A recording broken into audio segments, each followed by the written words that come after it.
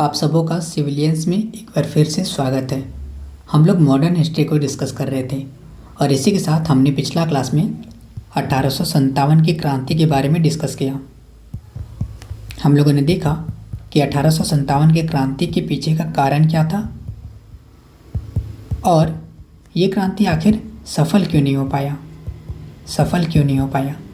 तो अगर आप ये वीडियो नहीं देखे हैं तो हमारे चैनल के प्लेलिस्ट में जा करके इस वीडियो को देख सकते हैं। उसके बाद ही आपको आज के क्लास के वीडियो को देखना है। तो चलिए शुरू करते हैं आज का हमारा नया टॉपिक। तो आज का हमारा टॉपिक है सामाजिक सुधार संगठन। ये भी आपका इम्पोर्टेंट टॉपिक है। इस क्लास का जो PDF है वो आपको हमारे टेलीग्राम ग्रुप में दे दिया जाएगा। अगर आप हमारे टेलीग्राम ग्रुप से नहीं जुड़े हैं तो इस वीडियो की डिस्क्रिप्शन में टेलीग्राम ग्रुप का लिंक दिया गया है। उस लिंक के माध्यम से आप हमारे टेलीग्राम ग्रुप से जुड़ सकते हैं। तो चलिए शुरू करते हैं आज का हमारा पहला टॉपिक। तो सबसे पहला टॉपिक है ब्रह्म समाज। इसका जो स्थापना होता है वो 1828 ईस्वी में होता है। देखिए, इसका जो संस्थापक थे वो थे राजा राम मोहन राय। इम्पोर्टेंट है, याद रखना है। राजा राम मोहन राय को राजा की उपाधि अकबर II के द्वारा दिया जाता है। यह अकबर II कौन है? तो यह मुगल बादशाह या फिर मुगल शासक।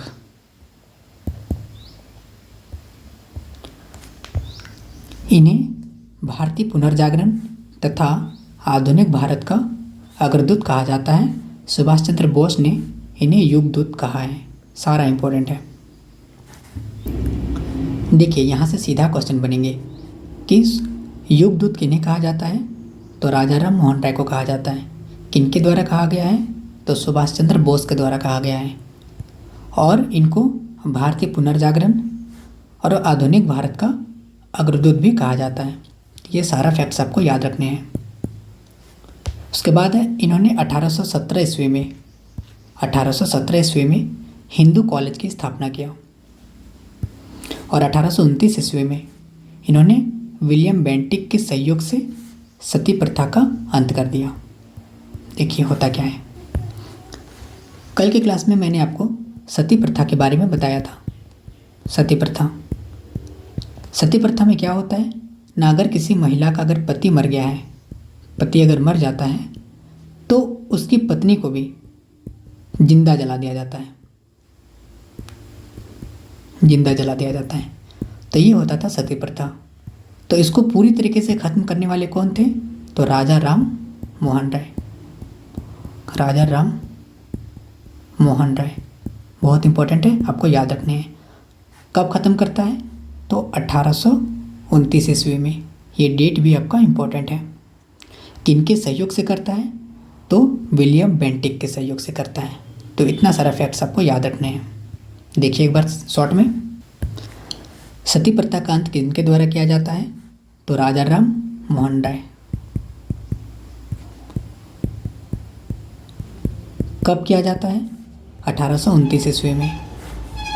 किनके सहयोग से किया जाता है? विलियम बेंटिक के सहयोग से। बस इतना आपको याद रखना है। उसके बाद इधर पढ़े हम लोग 1817 ईस्वी में हिंदू कॉलेज की स्थापना किया जाता है। देखते हैं आगे। उसके बाद है 1833 ईस्वी में लंदन में इनका मेनिंजाइटिस के कारण मृत्यु हो जाती है। इसमें सीधा सीधे आपको याद रखना है कि 1833 में, ये ईस्वी भी इम्पोर्टेंट नहीं है, बस इसका मृत्यु हो जाती है। उसके बाद है, इनके 2 शिष्य प्रमुख थे। एक का नाम था देवेंद्र नाथ टैगोर और एक का नाम केशव चंद्र सेन। देवेंद्र नाथ टैगोर ने 1865 ईस्वी में भारतीय आदि ब्रह्म समाज की स्थापना की, जबकि 1867 ईस्वी में केशव चंद्र सेन ने वेद समाज की स्थापना की। ये इम्पोर्टेंट है। इनका एक शिष्य ने भारतीय आदि ब्रह्म समाज की स्थापना करता है और दूसरा शिष्य वेद समाज की स्थापना करता है। बस ये चीज़ आपको याद रखने हैं। तो ये था राजा राम मोहन राय के बारे में। देखते एक बार शॉर्ट में चीज़ों को। तो राजा राम मोहन राय के द्वारा कौन सा समाज की स्थापना की जाती है? ब्रह्म समाज। पहला क्वेश्चन। सेकंड क्वेश्चन, इनको राजा की उपाधि किसके द्वारा दिया जाता है? तो अकबर II के द्वारा दिया जाता है। अगला क्वेश्चन, राजा राम मोहन राय को भारतीय पुनर्जागरण, आधुनिक भारत का अग्रदूत भी कहा जाता है। इनको युगदूत भी कहा जाता है। युगदूत किनके द्वारा कहा गया था? तो सुभाष चंद्र बोस के द्वारा कहा गया था। उसके बाद था 1817 ईस्वी में इन्होंने हिंदू कॉलेज की स्थापना करता है। फिर 1829 ईस्वी में, ये बहुत इंपॉर्टेंट क्वेश्चन है, विलियम बेंटिक के सहयोग से सती प्रथा का अंत कर देता है। फिर 1833 ईस्वी में इनका मृत्यु हो जाती है। उसके बाद इसका जो 2 शिष्य रहता है, एक का नाम है देवेंद्रनाथ टैगोर और दूसरा का नाम केशव चंद्र सेन। ये 2 इसके प्रमुख शिष्य होते हैं और ये दोनों जा कर के आने वाले टाइम पे यानी आगे चल के भारतीय आदि ब्रह्म समाज की स्थापना किया जाता है और एक के द्वारा वेद समाज की स्थापना किया जाता है। तो ये था हमारा ब्रह्म समाज। अब देखते हैं नेक्स्ट है आर्य समाज। देखते हैं इसके बारे में भी कुछ फैक्ट्स। तो इसका जो संस्थापक रहते हैं वो दयानंद सरस्वती रहते हैं, बहुत इंपॉर्टेंट। उसके बाद आर्य समाज का नारा था, भारत भारतवासियों के लिए है। ये भी आपको याद रखना इंपॉर्टेंट है। आर्य समाज का ये नारा था, जबकि दयानंद सरस्वती का नारा था, वेदों की ओर लौटो। ये क्वेश्चन आया हुआ क्वेश्चन है। क्लियर है? तो दयानंद सरस्वती आर्य समाज के हो गए संस्थापक।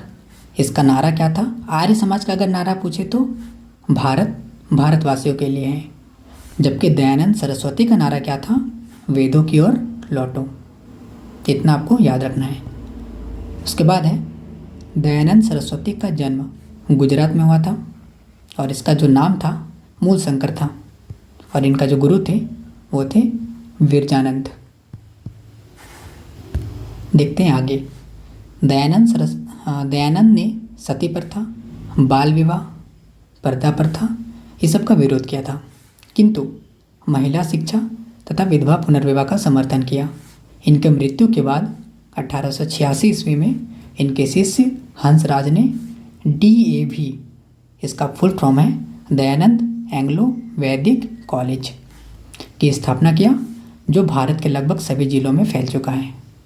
अभी DAV करके बहुत सारा संस्था हम लोग का भारत में फैल चुका है। DAV स्कूल भी है और बहुत कुछ। तो ये जो DAV है, दयानंद एंग्लो वैदिक कॉलेज, इसकी स्थापना किया जाता है किनके द्वारा?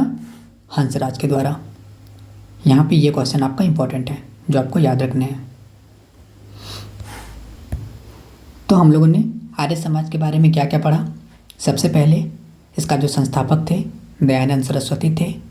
दयानंद सरस्वती का नारा क्या था? वेदों की ओर लौटो। जबकि आर्य समाज का नारा क्या था?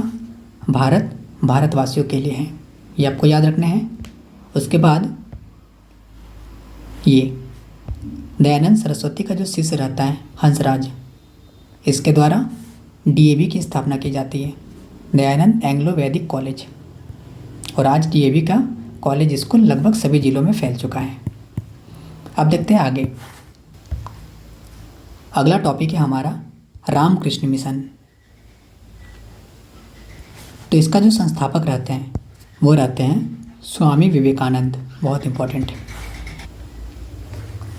स्वामी विवेकानंद के गुरु का नाम क्या था? तो रामकृष्ण, और इन्हीं के नाम पर इन्होंने अपना मिशन का नाम रखा जो है रामकृष्ण मिशन। अब देखते हैं स्वामी विवेकानंद के बारे में कुछ फैक्ट्स।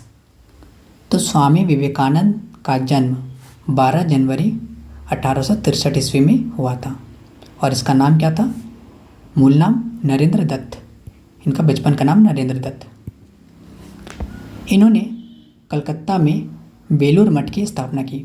बहुत इंपॉर्टेंट क्वेश्चन है, ये क्वेश्चन पूछता भी है कि बेलूर मठ कहाँ स्थित है? तो कलकत्ता में स्थित है। किनके द्वारा बनाया गया है? तो स्वामी विवेकानंद के द्वारा।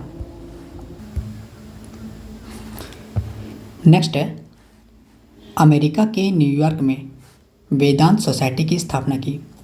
कौन किया? स्वामी विवेकानंद वेदांत सोसाइटी, कहाँ पे? अमेरिका में।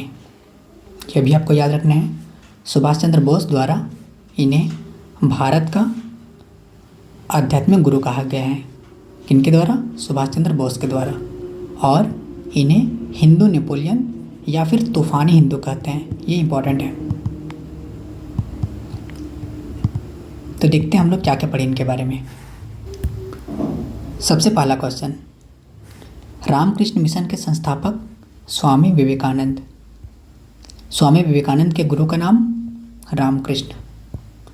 इनका जन्म हुआ था 12 जनवरी 1863 में। इसका बचपन का नाम नरेंद्र दत्त। इन्होंने कलकत्ता में किस चीज़ की स्थापना करता है? बेलूर मठ। और अमेरिका में किस चीज़ की स्थापना करता है? वेदांत सोसाइटी। इन्हें क्या कहा जाता है? तो तूफानी हिंदू या फिर हिंदू नेपोलियन। सुभाष चंद्र बोस द्वारा इन्हें भारत का आध्यात्मिक गुरु कहा गया है। इतना फैक्ट्स आपको सीधा याद रखना है। बढ़ते हैं नेक्स्ट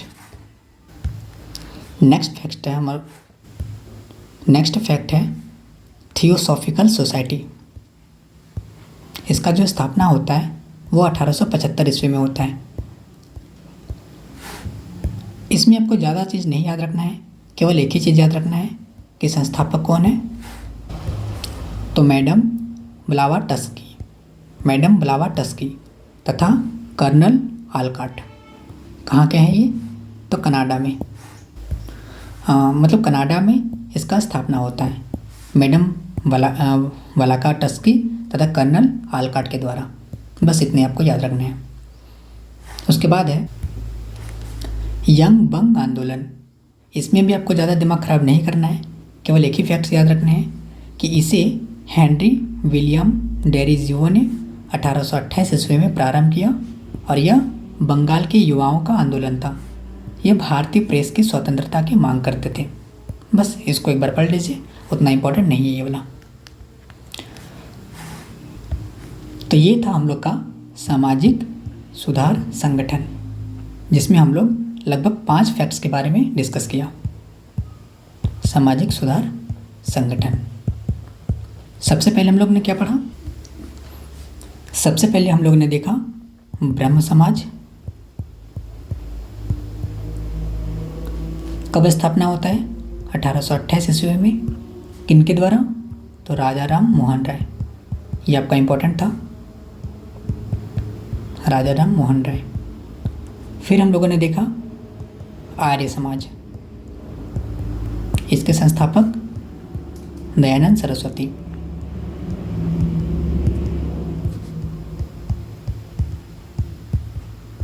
फिर हम लोगों ने देखा रामकृष्ण मिशन। इसके संस्थापक स्वामी विवेकानंद।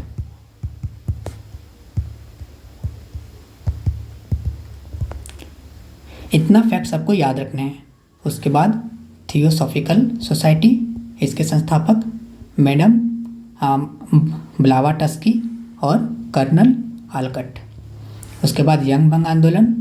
ये उतना इम्पोर्टेंट नहीं है, केवल ये याद रखना है कि यह बंगाल के युवाओं का आंदोलन था और ये भारतीय प्रेस की स्वतंत्रता की मांग करते थे। तो ये हमारा टॉपिक खत्म होता है। बढ़ते हैं हम लोग नेक्स्ट टॉपिक की ओर। अब हमारा नेक्स्ट टॉपिक है भारतीय राष्ट्र कांग्रेस। ये भी आपका एग्जाम में आता है, इसको भी हम लोग देखते हैं। इसका स्थापना होता है 1885 ईस्वी में। इम्पोर्टेंट है। तो इसका जो संस्थापक रहते हैं वो है A.O. ह्यूम। और A.O. ह्यूम को शिमला का संत भी कहा जाता है। इसको भी आपको याद रखना है। देखिए, जहाँ फैक्ट्स है वहाँ आपको याद रखने पड़ेंगे, जहाँ कहानी है वहाँ आपको थोड़ा बहुत समझना पड़ेगा। क्लियर है? तो ये सब सारा फैक्ट्स है, ये सब आपको डायरेक्ट याद रखने हैं। इसमें समझने वाला कोई टॉपिक नहीं है। तो इसका जो संस्थापक है वो है A.O. ह्यूम। सीधा याद रखना है। कांग्रेस की वार्षिक बैठक अधिवेशन कहलाती थी। क्लियर है? यानी कांग्रेस का जो प्रत्येक साल में जो एक बार बैठक होता था वो होता था दिसंबर महीने में। दिसंबर। तो इस बैठक को हम लोग क्या बोलते थे? अधिवेशन। जिस तरीके से अभी संसद भवन में होते हैं ना अधिवेशन, उसी तरीके से इसका अधिवेशन दिसंबर महीने में होता था, लेकिन 1930 के बाद जनवरी से होने लगा। ये आपको सीधा भी फिलहाल याद रख लेना है। जब हम लोग आगे पढ़ेंगे नेहरू काल, तब बताएंगे कि 1930 के बाद आखिर जनवरी में ये क्यों होने लगा था, क्योंकि जवाहरलाल नेहरू ने इस समय पूर्ण स्वराज का मांग कर दिया था, इसीलिए। और सबसे पहले 26 जनवरी 1930 ईस्वी में रावी नदी के किनारे तिरंगा लहराया गया था जवाहरलाल नेहरू के द्वारा। उस दिन से हम लोग स्वाधीनता दिवस भी मनाते हैं, इसीलिए 1930 ईस्वी के बाद ये प्रत्येक साल जनवरी में आयोजित होता है। तो जब हम लोग उस समय पढ़ेंगे नेहरू काल, तब हम लोग इसके बारे में अच्छा से डिस्कस करेंगे। देखिए कुछ फैक्ट्स। जब लाहौर अधिवेशन हुआ था, लाहौर अधिवेशन, यह अधिवेशन कब हुआ था? 1929 में। जब लाहौर अधिवेशन हुआ था तो उस समय जवाहरलाल नेहरू के द्वारा पूर्ण स्वराज का मांग किया गया था। पूर्ण स्वराज, अभी ये सब हम लोग डिस्कस नहीं किए हैं। जब हम लोग गांधी जी और नेहरू काल पढ़ेंगे उस समय डिस्कस करेंगे। अभी फ़िलहाल थोड़ा सा मैं आपको बता देता हूँ कि नेहरू जी ने जब पूर्ण स्वराज का मांग किया था, तब ये निर्णय लिया गया था कि अब प्रत्येक वर्ष 26 जनवरी को भारत में स्वाधीनता दिवस के रूप में मनाया जाएगा, स्वाधीनता दिवस। और उसी दिन से प्रत्येक साल 26 जनवरी को स्वाधीनता दिवस मनाया जाता है। और उसी दिन से जो कांग्रेस का अधिवेशन होने लगा वो 26 जनवरी यानी कि जनवरी माह में होने लगा। जनवरी माह में कब से? 1930 के बाद से। क्लियर है? अगर ये चीज़ आपको समझ में नहीं आया तो सीधा सीधे आपको याद रख लीजिए कि 1930 के बाद ये जनवरी से कांग्रेस का अधिवेशन होने लगा। बढ़ते हैं नेक्स्ट टॉपिक। उसके बाद है कांग्रेस अधिवेशन के पहले अध्यक्ष कौन थे? तो व्योमेश चंद्र बनर्जी थे। इम्पोर्टेंट है, याद रखने। जबकि इसका नामकरण भारतीय राष्ट्रीय कांग्रेस, ये नामकरण किनके द्वारा किया गया था? दादा भाई नौरोजी के द्वारा किया गया था। और इसके पहले इसका नाम भारतीय राष्ट्र संघ था। इम्पोर्टेंट है, यानी कि कांग्रेस का जो पुराना नाम था वो भारतीय राष्ट्र संघ था। इसका नया नाम भारतीय राष्ट्रीय कांग्रेस किसके द्वारा किया गया था? दादा भाई नौरोजी के द्वारा किया गया था। कांग्रेस अधिवेशन के पहले अध्यक्ष कौन थे? तो व्योमेश चंद्र बनर्जी थे। ये भी इम्पोर्टेंट है। देखते हैं नेक्स्ट। कांग्रेस का पहला अधिवेशन गोकुल दास तेजपाल संस्कृत विद्यालय में आयोजित किया गया था, जिसमें कुल 72 प्रतिनिधियों ने भाग लिया। ये भी आपको डायरेक्ट याद रखने हैं। देखिए कांग्रेस का जो सबसे पहला अधिवेशन जो प्रस्तावित था वो प्रस्तावित था पूना में होने का प्रस्तावित था। लेकिन इस समय पूना में एक प्लेग नाम का महामारी फैल जाता है, प्लेग, जिस कारण से पूना में यह अधिवेशन नहीं हो पाता है। तो कहाँ पे किया जाता है? तो गोकुल दास तेजपाल संस्कृत विद्यालय, जो कि मुंबई में है। ये कहाँ पे है? मुंबई। तो मुंबई में इसका आयोजन किया जाता है। क्लियर है? अब बढ़ते हैं आगे। कांग्रेस की स्थापना के समय भारत का वायसराय लॉर्ड डफरिन थे। ये वायसराय वगैरह अभी आप सीधा याद रख लीजिए, कौन थे? Lord Dufferin. और कांग्रेस के पहले 20 साल के काल को उदारवादी का काल कहा जाता है। यानी कि उदारवादी मतलब होता था कि इस समय कांग्रेस हाँ पर हाँ मिलाती थी। सीधा आप ये समझ लीजिए, यानी अंग्रेज जैसा बोलता था कांग्रेस उसी तरह करता था। अंग्रेज़ों के अधीन था, ये शॉर्ट में समझ लीजिए, अंग्रेज़ों के अधीन। इसीलिए कांग्रेस के जो शुरू का जो 20 साल था उसको उदारवादी का काल कहा जाता है। और इस उदारवादी काल का जो प्रमुख नेता था वो था WC बनर्जी, दादा भाई नौरोजी और रविंद्रनाथ टैगोर। इतना आपका इम्पोर्टेंट है। तो देखते हैं कांग्रेस के बारे में हमने क्या क्या पढ़ा। तो सबसे पहले इसके संस्थापक A.O. ह्यूम, इनको शिमला का संत भी कहा जाता है। कांग्रेस का जो वार्षिक बैठक होता था उसको अधिवेशन कहलाता था, मतलब अधिवेशन कहते थे। इसका अधिवेशन प्रत्येक वर्ष दिसंबर महीना में होता था, लेकिन 1930 के बाद जनवरी महीना में होने लगा। क्यों होने लगा, इसके पीछे इसका जो रीज़न है वो हम लोग बाद में डिस्कस करेंगे। कांग्रेस अधिवेशन का जो सबसे पहले अध्यक्ष थे वो VMS चंद्र बनर्जी थे, और मतलब कांग्रेस का जो नाम है भारतीय राष्ट्र कांग्रेस, ये देने वाले थे दादा भाई नौरोजी। और कांग्रेस का जो पुराना नाम था वो भारतीय राष्ट्र संघ था। कांग्रेस का जो पहला अधिवेशन हुआ था वो गोकुलदास तेजपाल संस्कृत विद्यालय मुंबई में हुआ था। ये कहाँ पे है, मुंबई। हालांकि ये पूना में पहले प्रस्तावित था लेकिन वहाँ नहीं हो पाया। सबसे पहला अधिवेशन जब इसका हुआ था तो उसमें टोटल 72 प्रतिनिधि ने भाग लिया था। और कांग्रेस की जब स्थापना हुआ था तो इस समय भारत का वायसराय के पद पे कौन थे, लॉर्ड डफरिन थे। कांग्रेस के जो सबसे शुरुआत का जो 20 साल था उसको उदारवादी काल कहा जाता था, और इस उदारवादी काल का जो प्रमुख नेता थे वो थे W.C. बनर्जी, दादा भाई नौरोजी और रविंद्रनाथ टैगोर। तो इतना फैक्ट्स आपको याद रखने हैं कांग्रेस के बारे में। इसके अलावे कुछ प्रमुख बयान ये भी काफ़ी इम्पोर्टेंट है, ये भी आपको याद रखने हैं। देखिए, फिरोज शाह मेहता के द्वारा क्या कहा गया है कि कांग्रेस की आवाज़ जनता की आवाज़ नहीं है। ये सब आपको सीधा याद रख लेना है। डफरिन के द्वारा क्या कहा गया है, तो सूक्ष्मदर्शी अल्पसंख्यकों की संस्था। अरविंदो घोष के द्वारा कहा गया है कांग्रेस भीख मांगने वाली संस्था है। और गांधी जी के द्वारा कहा गया था कि कांग्रेस को अब समाप्त कर देना चाहिए। ये चीज़ डायरेक्ट याद रख लीजिए, ये एग्जाम में अगर क्वेश्चन बनेंगे तो डायरेक्ट बनेंगे। तो ये था हम लोग का कांग्रेस के बारे में टॉपिक जो हम लोगों ने पढ़ लिया। कांग्रेस हमारे यहाँ पे ख़त्म होता है। अब हम लोग नेक्स्ट टॉपिक की ओर बढ़ते हैं। नेक्स्ट टॉपिक है हम लोग का बंगाल विभाजन, बहुत इम्पोर्टेंट है। बंगाल विभाजन कब होता है, 1905 में होता है। देखिए, बंगाल विभाजन की घोषणा लॉर्ड कर्जन के द्वारा 19 जुलाई 1905 में किया गया था, और 16 अक्टूबर 1905 को यह विभाजन पूर्ण हो गया। यानी कि बंगाल विभाजन कब होता है, 16 अक्टूबर को 1905 में। ये डेट आपका इम्पोर्टेंट है, याद रखना है। और बंगाल का विभाजन किस तरीके से हुआ था वो देखिए। तो बंगाल का जो पूरब का जो एरिया था, ये पूर्व वाला एरिया, वहाँ पे मुसलमानों की संख्या को अधिक रखा, और जो पश्चिमी वाला एरिया था वहाँ पे हिंदुओं को अधिक रखा। अंग्रेज यही चाहते थे कि हिंदू मुस्लिम के नाम पे लड़ा। तो इसीलिए जब हिंदू और मुस्लिम बहुत ज़्यादा लड़ने लगे तो पूरब साइड वाला एरिया दे दिया गया मुस्लिम वालों को, और पश्चिम वाला एरिया दे दिया गया हिंदू वालों को।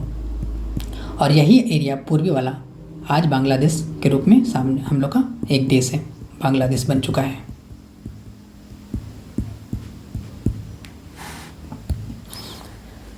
तो पूर्वी बंगाल में मुसलमानों को अधिक रखा, और पश्चिमी बंगाल में हिंदुओं को अधिक रखा।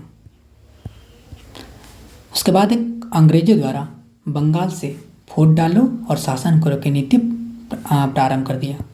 यानी कि अंग्रेज क्या करते थे, यहाँ के लोगों के बीच फौज डलाते थे और खुद शासन करते थे। तो ये आपको याद रखना है। फिर बंगाल विभाजन की घोषणा के बाद, जैसे ही बंगाल विभाजन की घोषणा हुआ उसके बाद भारत में आंदोलन शुरू हो गया। तो वही है, बंगाल विभाजन की घोषणा के बाद बंगाल से आंदोलन तो शुरू हो जाता है, लेकिन कौन सा आंदोलन, तो स्वदेशी आंदोलन। यानी कि देखिए, जैसे बंगाल विभाजन की घोषणा होता है तैसे ही भारत में जितना भी लोग हैं वो लोग स्वदेशी चीज़ों का मांग कर देता है। यानी कि अंग्रेज़ों द्वारा किसी भी चीज़ को अपनाना नहीं है, सारा चीज़ का बहिष्कार करना है। हम लोग स्वदेशी अपनाएंगे, यानी कि भारत से ही निर्माण होना चाहिए वो चीज़ों का, मतलब सारा चीज़ अपना खुद का होना चाहिए। वही है कि बंगाल से स्वदेशी तथा बहिष्कार आंदोलन प्रारंभ हो गया था, जिस कारण बंगाल विभाजन की नीति सफल नहीं हो पाई, यानी कि बंगाल विभाजन सफल नहीं हो पाया। भारतीयों ने अंग्रेजों के वस्त्र, विद्यालय वस्तुएं इत्यादि का बहिष्कार किया और स्वदेशी वस्तुओं को अपनाया। वही मैंने आपको बताया कि भारतीय लोग का डिमांड था कि अब हम लोग अंग्रेजों का किसी भी वस्तु का यूज़ नहीं करेंगे, हम लोग खुद का बनाया हुआ वस्तु का ही यूज़ करेंगे, जिस कारण से बंगाल विभाजन आपका सफल नहीं हो पाया। अब देखिए, जब स्वदेशी चीज़ों का मांग किया गया तो इस समय भारत में सबसे इम्पॉर्टेंट टॉपिक टिस्को का स्थापना हो गया। ये टॉपिक बहुत इंपॉर्टेंट है, एग्जाम में बार बार पूछता है। इसी समय जमशेदजी टाटा द्वारा जमशेदपुर में, झारखंड के जमशेदपुर में टिस्को, इसका फुल फॉर्म है Tata iron and steel company, की स्थापना की जाती है। अब यहाँ पे थोड़ा समझिए इसके बारे में। देखिए, ये जो टिस्को है, टिस्को, इसका जो वास्तविक संस्थापक है ना, वास्तविक संस्थापक वो थे जमशेदजी नौसेरवाजी टाटा। कैसे हुए ये वास्तविक संस्थापक? देखिए, टिस्को की स्थापना हालांकि दोराबजी टाटा द्वारा किया जाता है। कहाँ पे? तो जमशेदपुर का एक जगह है साकची, वहाँ पे। कब किया जाता है? तो 1907 ईस्वी में। चूँकि ये JPSC में झारखंड का टॉपिक है और यहाँ से क्वेश्चन बहुत ही ज़्यादा आता है, तो ये झारखंड जीके के लिए बहुत ही ज़्यादा इम्पोर्टेंट है कि टिस्को की स्थापना 1907 ईस्वी में होता है। किनके द्वारा होता है? हालांकि दोराबजी टाटा के द्वारा इसका निर्माण किया जाता है, लेकिन इसका जो स्थापना का जो प्रारंभिक विचार है ना, यानी कि ये जो टिस्को है, इसके स्थापना का सबसे पहला विचार जमशेदजी नौसेरवाजी टाटा के द्वारा ही लाया जाता है। यानी कि ये सारा प्लानिंग जमशेदजी नौसेरवाजी टाटा के द्वारा ही रहता है, मतलब किया जाता है। और उसका मृत्यु 1904 में ही हो जाता है। यानी कि इन्होंने सबसे पहले विचार दिया था और इसका मृत्यु हो गया था। इसी कारण से टाटा स्टील का जो वास्तविक संस्थापक है वो इन्हीं को माना जाता है। किसको? जमशेदजी टाटा के द्वारा, या फिर जमशेदजी नौसेरवाजी टाटा के द्वारा। इसीलिए टिस्को क्या बोलते हैं, जमशेदजी टाटा के द्वारा ही टिस्को का वास्तविक संस्थापक माना जाता है। इसीलिए कहीं कहीं जमशेदजी टाटा ही इसका आंसर लिखा रहता है कि इन्हीं के द्वारा इसका स्थापना किया गया था। क्लियर है? उसके बाद है स्वदेशी आंदोलन के प्रमुख नेता वोमेश चंद्र बनर्जी रविंद्रनाथ टैगोर थे। याद रखने सीधे आपको, इन्होंने बंगाल विभाजन को रद्द करवाने के लिए बंग भंग आंदोलन चलाया। बहुत इंपॉर्टेंट क्वेश्चन कि बंगाल विभाजन को रद्द करने के लिए कौन सा आंदोलन चलाया गया? तो बंग भंग आंदोलन। अभी हम लोगों ने एक यंग बंग आंदोलन पढ़ा, यंग बंग आंदोलन, वो क्या था? तो ये 1828 ईस्वी में शुरू हुआ था और ये भी बंगाल के युवाओं के लिए ही एक आंदोलन था।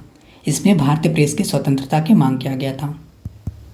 भारतीय प्रेस की स्वतंत्रता की मांग किया गया था और यहाँ पे बंग भंग आंदोलन चलाया जा रहा है।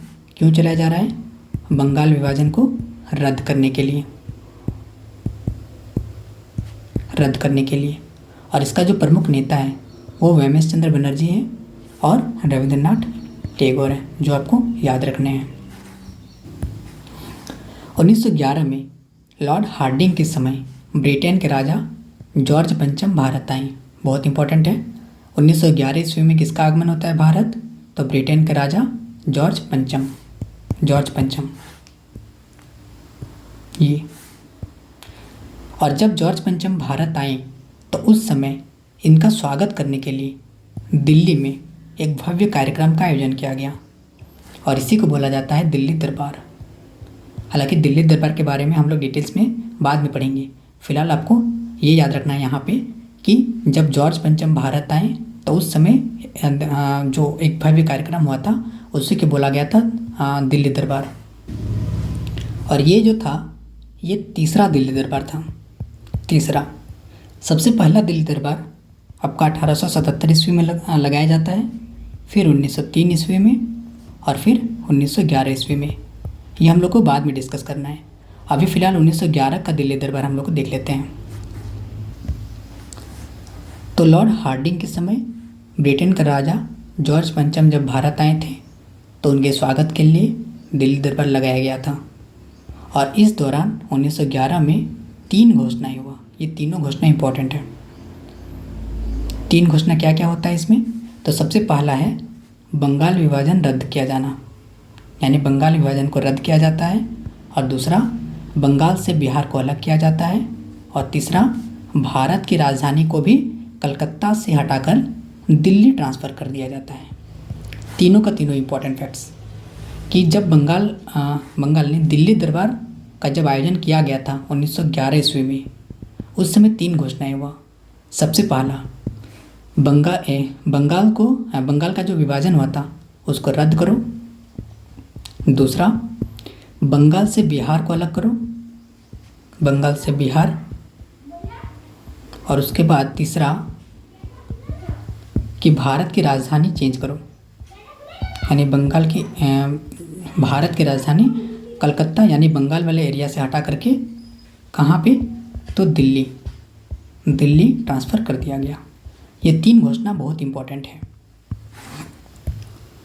और इन सभी घोषणाओं को कब से इम्प्लीमेंट किया गया? तो 1 जनवरी 1912 से। तो ये डेट भी आपका इम्पोर्टेंट है। 1 जनवरी 1912 से ये चीज़ को मतलब इन तीनों घोषणाओं को लागू किया गया। और इस तरीके से बंगाल विभाजन का भी टॉपिक हमारा ख़त्म होता है।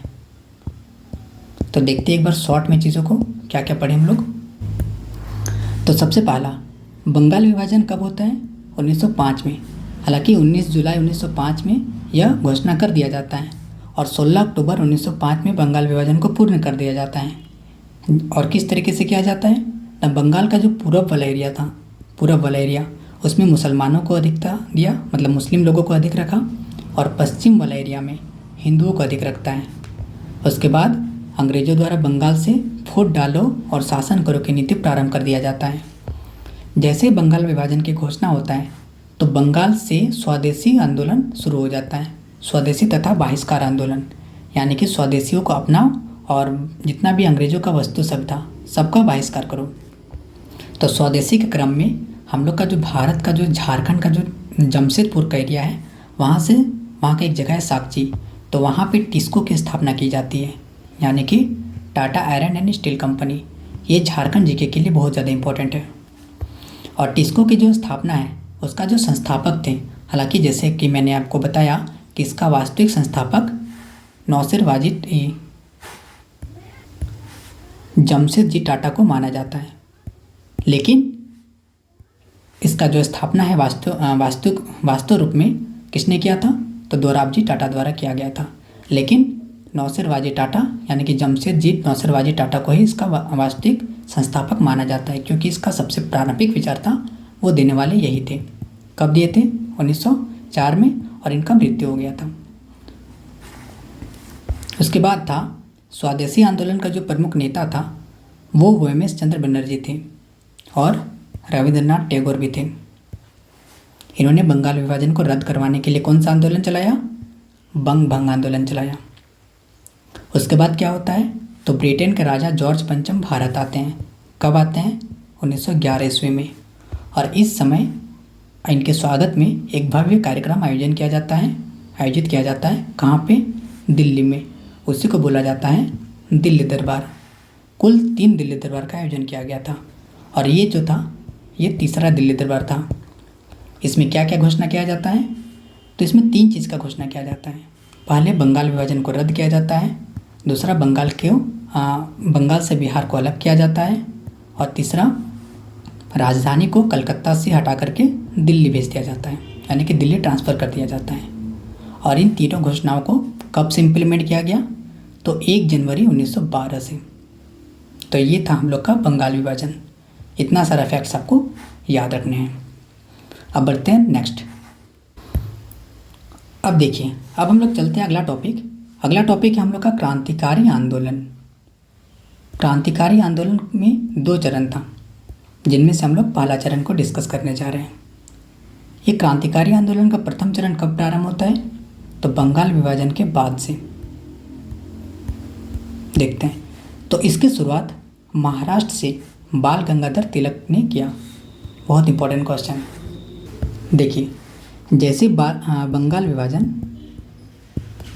बंगाल विभाजन की घोषणा हुआ था। तो बंगाल विभाजन की घोषणा के बाद तो स्वदेशी आंदोलन शुरू हो गया और उसके बाद बाल गंगाधर तिलक के द्वारा क्रांतिकारी आंदोलन शुरू किया गया, यानी कि थोड़ा उग्र टाइप का। और ये क्रांतिकारी आंदोलन का प्रथम चरण था। कहाँ से शुरुआत हुआ? तो महाराष्ट्र वाले एरिया से। देखिए, तो बाल गंगाधर तिलक ने एक नारा दिया था, एक बात कहा था कि स्वराज मेरा जन्मसिद्ध अधिकार है और हम इसे लेकर ही रहेंगे। बहुत इंपॉर्टेंट क्वेश्चन, ये क्वेश्चन आपको सीधा एग्जाम में आता है, सीधा। इसको आपको डायरेक्ट याद रखने हैं। क्वेश्चन सीधा बनेगा कि किसने कहा था कि स्वराज मेरा जन्मसिद्ध अधिकार है और हम इसे लेकर ही रहेंगे। तो आंसर हो जाएगा बाल गंगाधर तिलक। अब देखिए, बाल गंगाधर तिलक चाहते थे कि भारतीयों के अंदर से जो अंग्रेजों के प्रति डर है, यानी अंग्रेजों का जो डर छाया हुआ है भारतीयों के अंदर, उस डर को समाप्त करो। कैसे भी करके डर को समाप्त करना है। तो बाल गंगाधर तिलक ने इसके लिए 2 कदम उठाए। सबसे पहला 1893 में गणपति महोत्सव, इम्पोर्टेंट है, और 1895 में शिवाजी महोत्सव। गणपति महोत्सव बहुत भव्य कार्यक्रम होता है, एक बहुत बड़ा महोत्सव होता है गणपति महोत्सव। कहाँ पे? तो महाराष्ट्र वाले सेक्टर में, यानी कि महाराष्ट्र में गणपति महोत्सव और शिवाजी महोत्सव बहुत बड़ा महोत्सव होता है। और इस महोत्सव में इतने भारी संख्या में लोग जुड़ते हैं कि उन्हें किसी के प्रति जो डर होता है ना, जो अंग्रेज़ों के प्रति डर, वो समाप्त हो जाता है उस समय, क्योंकि लोग सब भक्ति में मग्न हो जाते हैं इसीलिए। तो ये प्लानिंग था बाल गंगाधर तिलक के द्वारा। तो देखिए, तो इसकी शुरुआत महाराष्ट्र से बाल गंगाधर तिलक ने किया। किसकी शुरुआत? प्रथम क्रांतिकारी आंदोलन की शुरुआत, इसका प्रथम चरण। कैसे शुरू किया गया? तो 1893 में गणपति महोत्सव के द्वारा और 1895 में शिवाजी महोत्सव के द्वारा। तिलक जी को पता था कि जब इस महोत्सव में बहुत भारी संख्या में लोग एक साथ जुड़ेंगे तो अंग्रेज इनका कुछ नहीं उखाड़ पाएगा, अंग्रेज भारतीयों का कुछ भी नहीं बिगाड़ पाएगा, क्योंकि भारत अब एकजुट में रहेगा। और जब कुछ होगा तो इतना सारा भारतीय हैं, ये अकेले अंग्रेजों पर इतना सारा भारतीय मिल करके अंग्रेजों पर भारी पड़ सकता है। क्लियर है? और तिलक जी का क्या कहना था कि स्वराज मेरा जन्मसिद्ध अधिकार है और हम इसे लेकर ही रहेंगे। ये चीज़ आपको सीधा याद रखना है। अब देखते हैं नेक्स्ट है व्यायाम मंडल। तो इसकी स्थापना 1897 में चापेकर बंधुओं द्वारा किया जाता है। चापेकर बंधुओं द्वारा, सीधा याद रखना है। इन्होंने पुणे के अधिकारी आयसट की हत्या कर दी, क्योंकि वह भारतीय जनता के सहयोग करने के बजाय टैक्स वसूल रहा था। हुआ क्या था? देख, ये जो थे ना आयसट जो भी नाम है इसका, तो ये पुणे के एक अधिकारी थे। और जब यहाँ पे पुणे में प्लेग फैला हुआ था ना, प्लेग एक बीमारी होता है, महामारी, इसमें लोग बहुत ही बेमौत मरते हैं। इसमें जो मांस होता है ना, वो कट कट के गिरने लगता है इस बीमारी में। तो ऐसा सिचुएशन में भी ये लोग भारतीयों से कर वसूल रहे थे, टैक्स वसूल रहे थे, जिस कारण चापेकर बंधुओं द्वारा इसकी हत्या कर दिया जाता है। बस यही समझना था। उसके बाद है मित्र मेला। तो इसकी स्थापना 1899 में किया जाता है। किनके द्वारा? तो विनायक दामोदर सावरकर तथा गणेश सावरकर। इसका ही भाई रहता है गणेश सावरकर। हाँ, विनायक दामोदर सावरकर का भाई रहता है गणेश सावरकर। इन दोनों के द्वारा मित्र मेला का स्थापना किया जाता है। और मित्र मेला आगे जाकर अभिनव भारत बना। कब बना? 1904 में। इसमें कुछ समझने लायक बात नहीं है, सीधा सीधे याद रख लीजिए। मित्र मेला की स्थापना 1899 में इनके द्वारा विनायक दामोदर सावरकर और गणेश सावरकर के द्वारा किया जाता है। और ये मित्र मेला आगे जा कर के अभिनव भारत बन जाता है। कब बनता है? 1904 में। क्लियर है? बढ़ते हैं नेक्स्ट है अनुशीलन समिति। इसकी स्थापना प्रेमनाथ ढींगरा के द्वारा किया जाता है। इसी के सदस्य यानी इस समिति के जो सदस्य रहता है प्रफुल्ल चाकी और खुदीराम बोस, इन दोनों मिल करके 1908 में मुजफ्फरपुर के जज किंग्सफोर्ड की गाड़ी बम से उड़ा दिया, किंतु किंग्सफोर्ड की पत्नी की मृत्यु हो गई। यानी कि हुआ क्या, ये जो किंग्सफोर्ड थे, किंग्सफोर्ड ये एक जज थे, और कैसा जज थे कि ये भारतीयों को ज़बरदस्ती सज़ा सुना देते थे। भारतीयों को ज़बरदस्ती सजा दे देते थे। कैसे देते थे? ज़बरदस्ती। तो जिस कारण किंग्सफोर्ड से सब कोई परेशान हो गया था। इसीलिए अनुशीलन समिति के जो सदस्य थे, नाम था प्रफुल्ल चाकी और खुदीराम बोस, ये दोनों ने ही किंग्सफोर्ड को सोचा कैसे भी करके इसको हटाओ यहाँ से। इसीलिए इसका जो गाड़ी था उसमें बम दिया लगा करके। लेकिन उसी समय किंग्सफोर्ड उस गाड़ी में नहीं बैठा रहता था। कौन बैठा था? तो इसकी पत्नी और इसकी पत्नी ही जब बम लगाया तो इन दोनों को थोड़ी पता था कि यहाँ पे इसकी पत्नी बैठी है, तो इसकी पत्नी की मृत्यु हो जाती है। यानी कि किंग्सफोर्ड बच जाता है और इसकी पत्नी मर जाती है। क्लियर है? तो वही है। तो इसी के सदस्य प्रफुल्ल चाकी तथा खुदीराम बोस ने 1908 में मुजफ्फरपुर के जज किंग्सफोर्ड की गाड़ी पर बम फेंका, किंतु इस गाड़ी में किंग्सफोर्ड नहीं था। कौन था? इसकी पत्नी थी, और इसकी पत्नी की मृत्यु हो जाती है। बाद में प्रफुल्ल चाकी पुलिस की डर से आत्महत्या कर लिया। यानी कि प्रफुल्ल चाकी डर गया पुलिस से बहुत ही ज़्यादा कि अब मेरा क्या होगा, इसीलिए इन्होंने डर के मारे आत्महत्या कर लेता है। और उसके बाद अंग्रेज़ों द्वारा खुदीराम बोस को फांसी दे दिया जाता है। यानी प्रफुल्ल चाकी तो सुसाइड कर लिया और खुदीराम बोस को फांसी पर चढ़ा दिया गया। और ये जो खुदीराम बोस थे, ये सबसे पहले यानी सबसे कम उम्र में फांसी पर चढ़ने वाले व्यक्ति थे। नेक्स्ट हम लोग का युगांतर समाज, ये भी देखते हैं। तो इसका जो स्थापना है वो बंगाल से किया जाता है। किनके द्वारा? तो वरिंद्रनाथ घोष तथा भूपेंद्रनाथ घोष के द्वारा। इंपॉर्टेंट है, याद रखना है। इसमें क्या होता है? तो इन्होंने भारतीयों के दिल से अंग्रेजों का डर हटाने के लिए युगांतर नामक पत्रिका में कहा कि यदि 30 करोड़ भारतीयों के 60 करोड़ हाथ एक साथ खड़े हो जाए तो कोई अंग्रेजी ताकत उसे नहीं रोक सकता। तो ये लाइन आपको केवल याद रखना है कि युगांतर समाज के द्वारा क्या किया गया था। देख, सबसे पहला तो युगांतर समाज आपको याद रखना है कि इसका जो स्थापना है वो वरिंद्रनाथ घोष और भूपेंद्रनाथ घोष के द्वारा किया गया है। और इसमें एक पत्रिका था, युगांतर पत्रिका। इसमें क्या कहा गया कि देखिए, भारतीयों के दिल में जो अंग्रेज़ों का डर है उसको हटाने के लिए बोला गया कि देखो, अगर 30 करोड़ भारतीयों के 60 करोड़ हाथ एक साथ खड़े हो जाएं तो कोई भी अंग्रेज अधिकारी यानी कि कोई भी अंग्रेजी ताकत कुछ नहीं कर सकता, उससे कुछ नहीं, मतलब उसे रोक नहीं सकता। यह लाइन आपका इंपॉर्टेंट है, याद रखना है। तो ये था हम लोग का युगांतर समाज। एक बार शॉर्ट में देखते हैं चीज़ों को। तो सबसे पहले हम लोगों ने देखा बंगाल विभाजन जब हुआ तो उसके बाद क्रांतिकारी आंदोलन का सबसे पहला चरण शुरू होता है। किनके द्वारा? बाल गंगाधर तिलक के द्वारा। कहाँ से? महाराष्ट्र से। तो इन्होंने क्या स्टार्टिंग करता है? तो 1893 में गणपति महोत्सव और 1895 में शिवाजी महोत्सव। इस महोत्सव का आयोजन करने के पीछे का कारण भारतीयों के दिल से अंग्रेजों का डर कैसे भी करके समाप्त हो। और इन्होंने कहा कि स्वराज मेरा जन्मसिद्ध अधिकार है और हम इसे लेकर ही रहेंगे। उसके बाद हम लोग पढ़े व्यायाम मंडल। तो इसकी स्थापना 1897 में चापेकर बंधुओं द्वारा किया जाता है। और इसमें जो पूना के जो अधिकारी रहता है आयस्ट, इन्होंने इनकी हत्या कर दी जाती है। क्यों कर दी जाती है? क्योंकि ये जब प्लेग फैला हुआ था उस समय भी भारतीयों से टैक्स वसूल रहा था। उसके बाद हम लोग पढ़े मित्र मेला।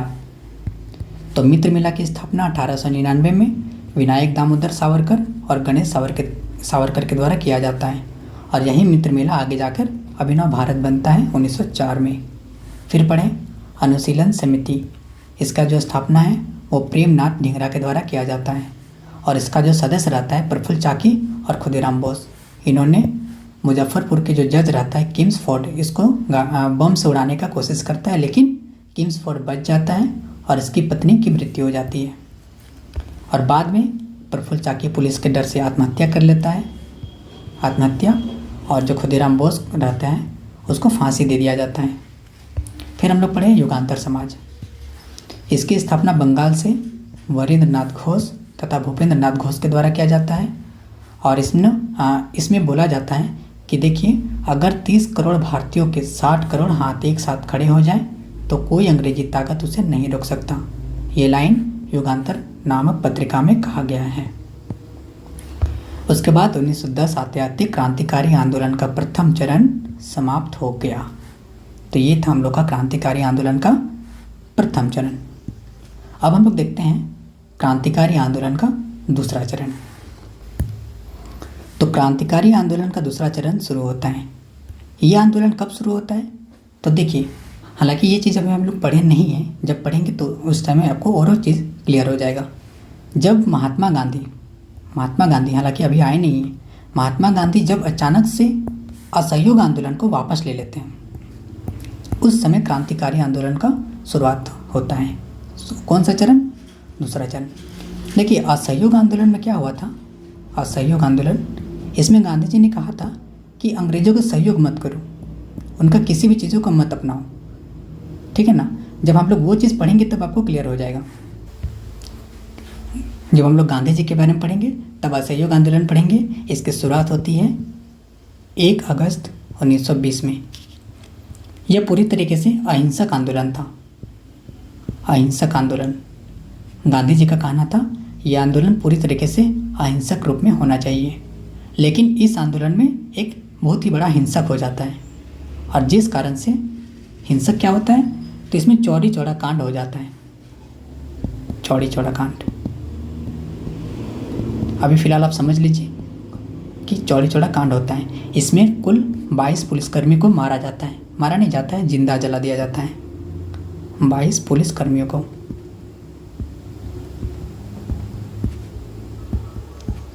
कहाँ पे? तो गोरखपुर में। उत्तर प्रदेश का एक एरिया है गोरखपुर। जिस कारण गांधी जी ये जो असहयोग आंदोलन है ये वापस ले लेते हैं। जब वापस लेते हैं तब पूरा का पूरा भारत, यानी कि पूरा भारत में क्रांतिकारी आंदोलन शुरू हो जाता है। वही है क्रांतिकारी आंदोलन का दूसरा चरण। अब देखते हैं इसको। इस चरण की शुरुआत महात्मा गांधी के अचानक से असहयोग आंदोलन समाप्त करने के कारण हुआ था, क्योंकि इस समय पूरा का पूरा भारतवासियों के अंदर एक क्रांतिकारी की भावना थी।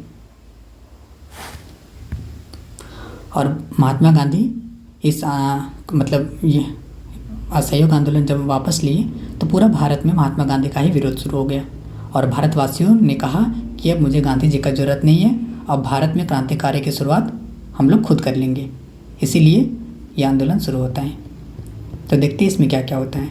तो सबसे पहला जो एसोसिएशन बनता है वो है हिंदुस्तान रिपब्लिक एसोसिएशन। इम्पोर्टेंट है, आपको याद रखना है। तो इसका जो स्थापना है वो सचिन सान्याल के द्वारा किया जाता है। इम्पोर्टेंट है। अब देखिए काकोड़ी षड्यंत्र, इसमें क्या होता है? तो सहारनपुर से लखनऊ आ रही ट्रेन को काकोड़ी नामक स्थान पर रोककर उसमें ब्रिटिश खजाना को लूट लिया गया और इस आरोप में अशफाक उल्ला खान, रोशन लाल, राजेंद्र लाहिड़ी, राम प्रसाद बिस्मिल को फांसी दे दिया गया। समझिए हुआ क्या। उत्तर प्रदेश का एक एरिया है काकोड़ी,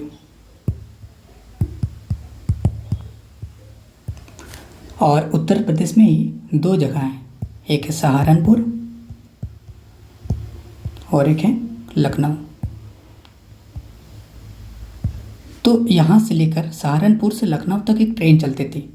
तो उस ट्रेन को अशफाक उल्ला खान, रोशन लाल और राजेंद्र लाहिड़ी और राम प्रसाद बिस्मिल, इतना सारा लोग मिल करके इसको लूटने का मतलब योजना बनाता है इस ट्रेन को। किस जगह पर? तो काकोड़ी नामक स्थान पर। तो वही है, सहारनपुर से लखनऊ आ रही ट्रेन को काकोड़ी नामक स्थान पर रोककर उसमें ब्रिटिश खजाना को लूट लिया गया। और इसका जो आरोप है वो हस्फाकुल्ला खान, रोशन लाल, राजेंद्र लाहिड़ी, राम प्रसाद बिस्मिल को मतलब इस आरोप में इन सबको फांसी दे दिया गया। क्लियर है? यहाँ पे एक इम्पॉर्टेंट फैक्ट्स है कि काकोड़ी षड्यंत्र जो होता है वह 1925 में होता है। ये चीज़ आप अपने कॉपी में लिख लीजिए अलग से, थोड़ा यहाँ पे छूट गया, 1925 में हुआ है। अब बढ़ते हैं नेक्स्ट। अशफाकुल्ला खान फांसी पर चढ़ने वाले पहले मुस्लिम क्रांतिकारी थे। देखिए, एक था खुदीराम बोस। खुदीराम बोस को सबसे कम उम्र में फांसी दिया गया था, सबसे कम उम्र में। और अशफाकुल्ला खान को, ये मुस्लिम क्रांतिकारी थे जो कि सबसे पहले फांसी पे चढ़े थे, सबसे पहले। क्लियर है? नेक्स्ट है, राम प्रसाद बिस्मिल का कहना था, सरफरोश की तमन्ना अब हमारे दिल में है, देखना है जोर कितना बाज़ कातिल में है। ये क्वेश्चन भी सीधा आपका एग्जाम में पूछ लिया जाता है। उसके बाद है काकोड़ी कांड के मुख्य अभियुक्त चंद्रशेखर आज़ाद। बहुत इंपॉर्टेंट, चंद्रशेखर आज़ाद जो रहते हैं वो काकोड़ी कांड के बाद वहाँ से भाग जाते हैं, वहाँ से भाग गए थे और बाद में इलाहाबाद के अल्फ्रेड पार्क में अंग्रेज़ों द्वारा पकड़े गए। कहाँ पे? हाँ, इलाहाबाद का एक पार्क है, अल्फ्रेड पार्क। तो यहाँ पे चंद्रशेखर आज़ाद को अंग्रेज़ों द्वारा घेर लिया जाता है, चारों ओर अंग्रेज़ों के द्वारा, और बीच में चंद्रशेखर आज़ाद। उसके बाद चंद्रशेखर आज़ाद ने क्या करता है, अपना बंदूक निकालता है, रिवॉल्वर, और वहाँ पे उसमें करीब 6 गोली रहता है, और जितना भी गोली रहता है एक एक अंग्रेज़ों को मारते जाता है। और जो आखिरी गोली रहता है, आखिरी गोली लास्ट, उस गोली से खुद को मार लेता है। और मारने से पहले, यानी खुद जब गोली चलाता है उससे पहले एक बात बोलता है कि English has no bullet to shoot me, यानी अंग्रेज़ों के पास ऐसा कोई बुलेट नहीं है जो हमें मार सके। और अपने खुद की गोली से खुद को मार लेता है और इसकी मृत्यु हो जाती है। समझ गए होंगे ये चीज़ अब भी। तो वही लिखा है कि उसी समय आज़ाद ने, यानी चंद्रशेखर आज़ाद ने अपनी आखिरी गोली से खुद को गोली मार ली, और यह कहते हुए कि English has no bullet to shoot me. तो इस तरीके से चंद्रशेखर आज़ाद की मृत्यु हो जाती है। उसके बाद है हिंदुस्तान सोशलिस्ट रिपब्लिक एसोसिएशन। देखिए, अभी हम लोगों ने पढ़ा Hindustan Republic association, Hindustan Republic association HRA। इसका जो संस्थापक थे वो सचिन सान्याल थे, सचिन सान्याल।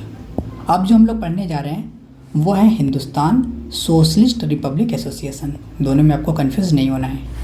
देखिए इसके बारे में, तो इसका जो स्थापना किया जाता है वो भगत सिंह के द्वारा। तो भगत सिंह ने 1926 में नौजवान सभा का गठन किया।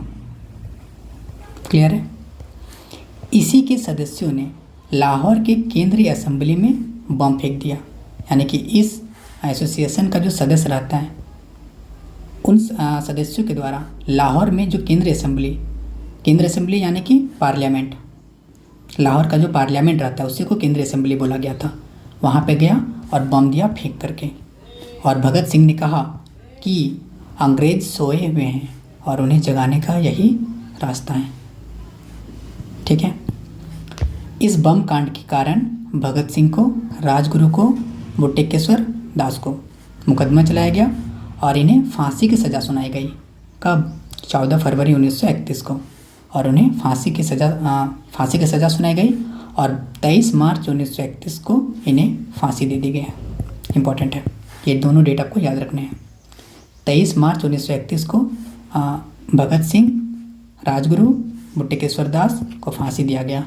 और फांसी की सज़ा कब सुनाया गया? 14 फरवरी 1931 को। और भगत सिंह का नारा था इनकलाब जिंदाबाद, यानी कि यह क्रांति जीवित रहेगी। तो देखिए एक बार शॉर्ट में, हिंदुस्तान सोशलिस्ट रिपब्लिक एसोसिएशन, इससे पहले हम लोगों ने पढ़ा काकोरी षड्यंत्र और हिंदुस्तान रिपब्लिक एसोसिएशन। देखते हैं, हिंदुस्तान रिपब्लिक एसोसिएशन के जो संस्थापक हैं वो सचिन सान्याल हैं। उसके बाद होता है काकोरी षड्यंत्र, कब होता है? 1925 में। इसमें क्या होता है? तो इसमें सहारनपुर से लखनऊ जो ट्रेन आ रहा होता है उस ट्रेन को काकोरी नामक स्थान पर ही रोक लिया जाता है और ब्रिटिश का जितना भी खजाना रहता है उसको लूट लिया जाता है। और इसका जब ये बात जब पता चलता है अंग्रेज़ों को, तो अशफाक उल्लाह खान को, रोशन लाल को, राजेंद्र लाहिड़ी को और राम प्रसाद बिस्मिल को फांसी दे दिया जाता है। और अशफाक उल्लाह खान जो रहते हैं वो फांसी पर चढ़ने वाले सबसे पहले मुस्लिम क्रांतिकारी रहते हैं, जबकि सबसे कम उम्र में फांसी पर चढ़ने वाले खुदीराम बोस। उसके बाद राम प्रसाद बिस्मिल का नारा था सरफरोश के तमन्ना अब हमारे दिल में है, देखना है जोर कितना बाजुए कातिल में है। उसके बाद काकोरी कांड में एक जो सबसे मेन रहता है वो रहते हैं चंद्रशेखर आज़ाद। ये वहाँ से भाग जाते हैं, लेकिन इलाहाबाद के अल्फ्रेड पार्क में अंग्रेज़ों द्वारा इनको घेर लिया जाता है चारों ओर से। उस समय चंद्रशेखर आज़ाद ने अपनी रिवॉल्वर की गोली से सबको मारते जाता है जितना भी अंग्रेज रहता है, और जो लास्ट का जो गोली बचता है उसमें खुद को मार लेता है, यह बोलते हुए English has no bullet to shoot me. फिर हम लोगों ने पढ़ा हिंदुस्तान सोशलिस्ट रिपब्लिक एसोसिएशन। ये जो थे इस एसोसिएशन का संस्थापक भगत सिंह थे। भगत सिंह ने इसको नौजवान सभा का संगठन या फिर गठन बोला, और इसी के सदस्य ने लाहौर के केंद्रीय असेंबली में यानी कि संसद में दिया बम फेंक करके। और भगत सिंह ने कहा कि अंग्रेज अभी सोए हुए हैं, इन्हें जगाने का यही एक रास्ता है। जब ये कांड हुआ, ये बम कांड, तो भगत सिंह को, राजगुरु को, बटुकेश्वर दास को इन तीनों पर मुकदमा चलाया गया और 14 फरवरी 1931 को इन्हें फांसी दे दी गई, फांसी की सज़ा सुनाई गई और 23 मार्च 1931 को इन्हें फांसी पर चढ़ा दिया गया। और भगत सिंह का नारा था इनकलाब जिंदाबाद, यानी कि यह क्रांति जीवित रहेगी। तो ये था आज का क्लास जो हम लोग का ख़त्म होता है। तो मिलते हैं अब नेक्स्ट क्लास में किसी नेक्स्ट टॉपिक के साथ। वीडियो देखने के लिए थैंक यू।